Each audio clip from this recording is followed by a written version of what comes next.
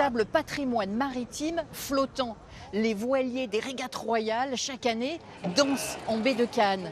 Un spectacle qui captive le public, mais aussi l'objectif des photographes qui immortalisent ces danses, ces joutes de toiles et de voiles. Allez, on embarque.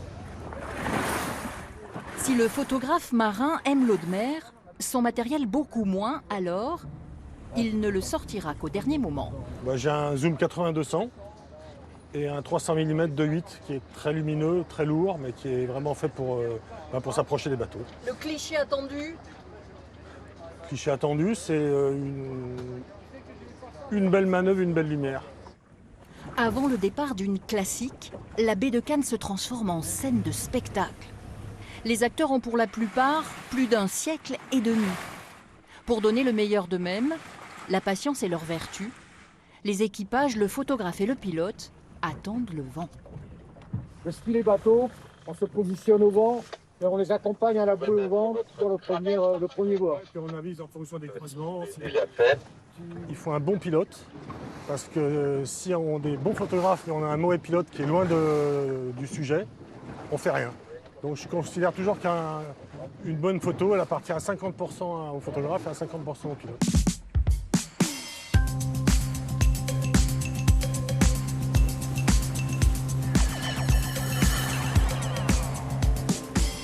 Ces rois des mers ont pour certains disputé les premières coupes de l'América, dessinées par des architectes novateurs mais sans ordinateur.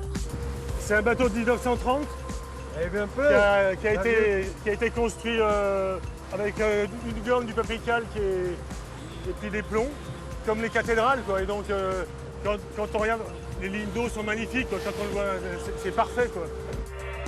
Des lignes étroites, des ponts sans bastingage, l'Écossais William Fife et l'Anglais Ereshoff bâtissent des géants aussi élégants que performants. Leur entretien est un luxe, ils vont peu à peu tomber dans l'oubli. Après la guerre, c'est des bateaux qui ont pourri dans des vasières, notamment en Angleterre, parce que le berceau, c'était l'île de Wight, là où la Coupe de l'Amérique a commencé.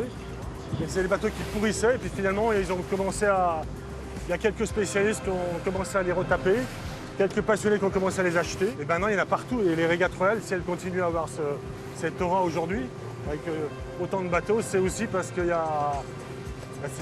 C'est des esthètes, quoi, qui naviguent là-dessus. Moi, je m'en lasse jamais, quoi.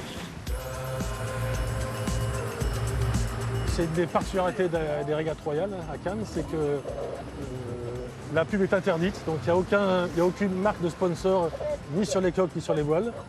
Et j'avoue que quand on est photographe, ça fait vachement du bien. Les photographes des régates de tradition l'affirment, avant le geste sportif, leur regard est artistique.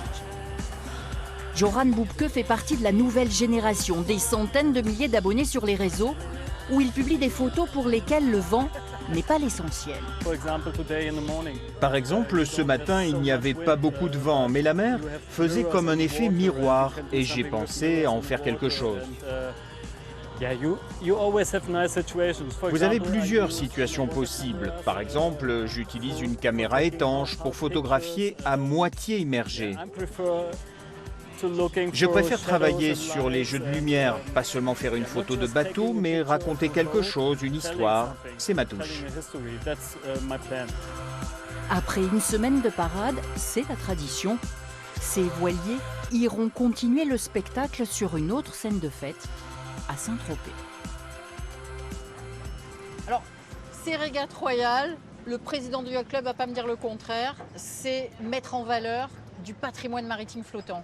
Absolument, hein. Un patrimoine maritime qui régate à Cannes depuis 1929. Hein.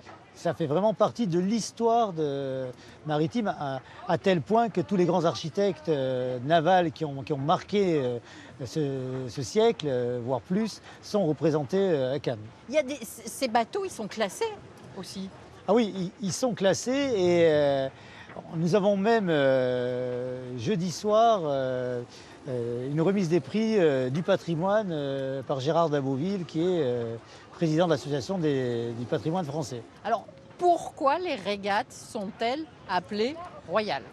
Alors, l'histoire, elle commence en 29, comme je le disais précédemment. C'est Christian X, roi du Danemark, qui était déjà un fervent régatier et qui fréquentait assidûment Cannes, qui a souhaité qu'on mette en place une régate pendant une semaine, et c'est le début des régates royales. 1929, donc centenaire dans 5 ans. Et depuis, on retrouve ces bateaux-là en baie de Cannes. Le regard des photographes, il y en a beaucoup qui viennent sur les régates royales. Ah oui, il y en a énormément. Tous les plus grands sont venus. Beacon of Cowes, qui était le photographe historique de l'époque du noir et blanc. Bon, les grands comme Carlo Borlenghi, Gilles Martin Raget, Didier Ravon, avec qui vous avez passé la journée, je crois, ils sont tous venus. Franchement, ça on peut l'affirmer, ils sont tous passés au Royal. Et on va se quitter avec une citation en lien avec le thème de la photographie. C'est Bérénice Abbott, une photographe, qui le disait « La photographie existe pour aider les gens à voir ». Ah, c'est extraordinaire.